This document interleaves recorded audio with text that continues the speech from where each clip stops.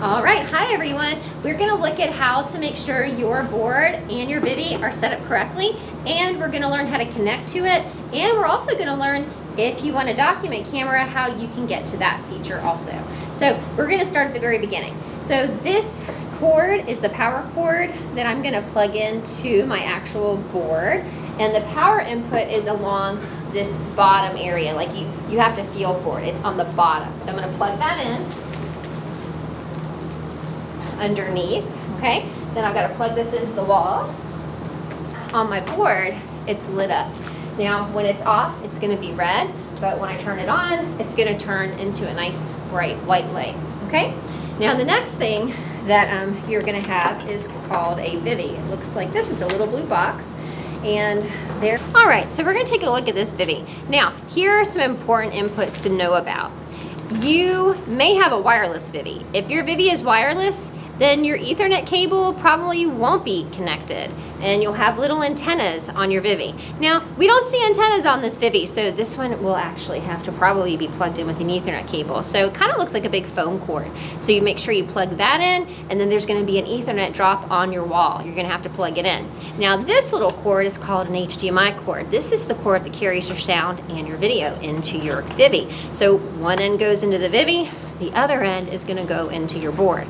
Now, we're going to look at one of these. This USB cord is the cord that you have to make sure is plugged into your Vivi and also into your board. This is what allows you to touch the board and actually move things on your computer. So I'm going to connect this now. All right, so see that blue cord? I plugged that in. That's the Ethernet cord. So now these are all the cords that really should be plugged in. But there could be one more. So let me correct myself.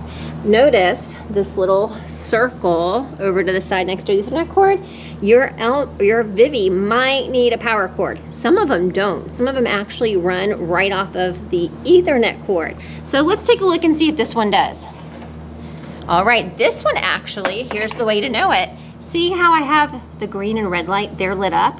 So this one does not require a power cord. So I don't really have to plug anything in to the power spot next to the Ethernet. All right, so remember that blue cord that looked like a phone cable? That's your Ethernet cord. See how it's got to be plugged into the wall? So I've got it plugged into the wall. That's a good step. If for some reason you have it plugged in and it's still not working, there is a little sticker above the drop, and that tells us a letter and a number. You'll have to let me know what that is, because we might need to make sure that your drop is turned on. Okay? Now, remember we had that HDMI cable and we had that USB cable? Well, I plugged them in to the side of our board, and here's something really important. Notice how there's a little bar and it says one HDMI and touch, and they're connected. You always want to make sure your HDMI cord is in the same bar as your USB cord, because if they're separate, then you're not going to be able to touch and manipulate your board. It's going to be confusing. At what we see, it has HDMI 1 and it's lit up, so that means it sees the input of our Vivi. So we need to tell the board that's what we want to look at. Now, if you ever have anything else in addition connected to your board, it'll light up too. So see, VGA is showing up. There's an input for multiple things on this board. All right, so I touched HDMI 1, and what it does is it gives me a little preview of what that input is going to show. So if I touch it a second time, it should take the full screen. So let's see what's going to happen. There, it did it. Good job. Okay, some things that you need to look for. You're going to want to make sure it doesn't say offline here. If it ever says offline, that means you lost the internet and your board, the Vivi, is not really working well. Okay? Another important thing you're going to need is you're going to need this code. That's going to be important. The software is going to want you to type this code in anytime you connect. All right, so we're going to use the Vivi software. So you'll find that on your laptop. You're going to have to click on the Windows icon, scroll down into the V's, and you're going to look for that little white V on the blue background. Once you click on that, that's going to launch your software. Software is going to look like this. The very first time you use the software, you are going to need to log in. You're going to use your network login information. All right, so when you're logging into your Vivi, remember it's your whole email address for your username and your network password. And you might want to confirm when it asks you that you are confirming you're logging into the Vivi. Now, once you're in, the first thing you're going to have to do is you're going to have to select our school. So from the list, you're going to select Francis Meeks. Now, once you do that, you're going to need to look for your hallway. So you're going to click the arrow next to your hallway, and you're going to look for your room number. And there it is. Now notice there's a little star there. I can click that star and it's gonna make it a favorite room. So that puts it on the favorite room list. So that'll save you some time in the future. Once you select the room, you have to click the join room button. All right, now remember we talked about that code in the corner of the board? Remember? Let's take a look. There it is. Okay, that code is gonna change every single time we connect to the Vivi, so you don't need to memorize it. You're just gonna have to look for it. So I'm gonna type that code right in and submit it. All right, and I'm gonna submit that code and it's gonna connect to the room.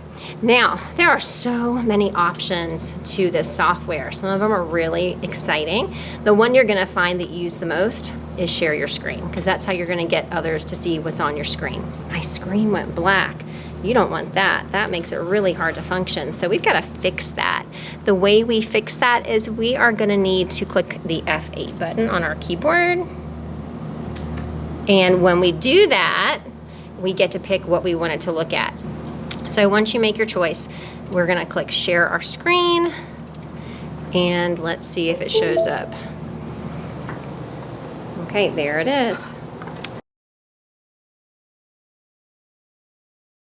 All right, this beautiful document camera is called an Elmo. We do have some of these available for checkout in the Media Center. So I'm gonna go ahead and show you how it gets connected.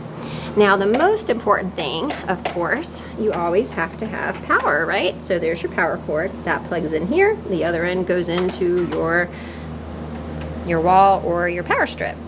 Then we have to have a way to connect this to our board. So see how, I'm gonna zoom in so you can kind of see it. See how it has a picture of a little LCD projector there? Let's see if it's gonna get a little easier to see. There it is. See how it shows you a picture of an LCD projector? So there's two ways you could connect. This is called a VGA cable, or another one is through an HDMI cable.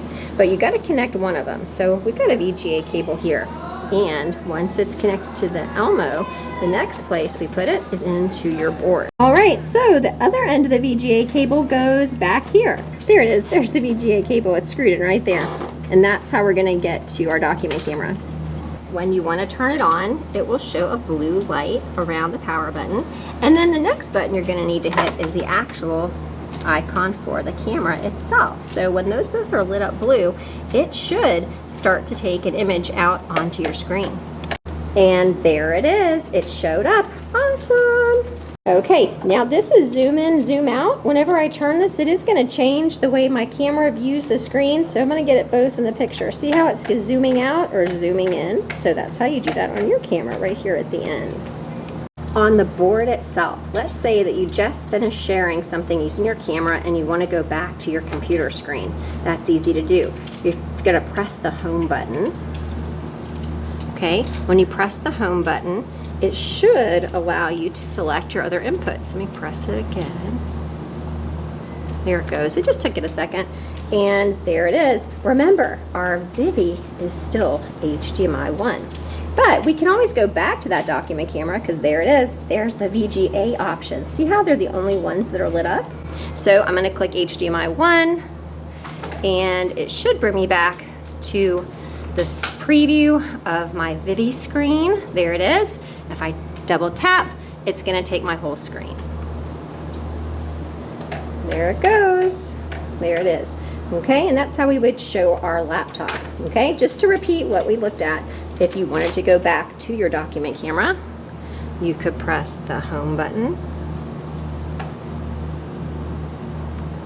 Maybe you gotta press it a little harder. And our document camera is on VGA 1. There it is. So I could go back to that document camera and you could see my number grid again. Remember, if we want it full screen for the whole class, double tap that little box and it's gonna come back to my full screen. There it is. All right, so that's our physical setup of how to use that feature on our board. There are other features on the board that are really helpful. This menu over here gives you a lot of really cool options. You can click on the pencil with the little icon there. Let's see, there it goes. Here is our menu bar at the bottom. See how it gives us a floating pen at that point? And you should have a stylus in your room with your board. See, my friend here, she has both of her styluses, so she did a great job of keeping up with those. They might be connected to your board, so look for those, okay? But down there at the bottom, you have the whole option to use a pen, highlighter, eraser. You can erase the entire board. You can undo. You can also take a picture of whatever you have created, and you can send it out, so you can save it to show it later.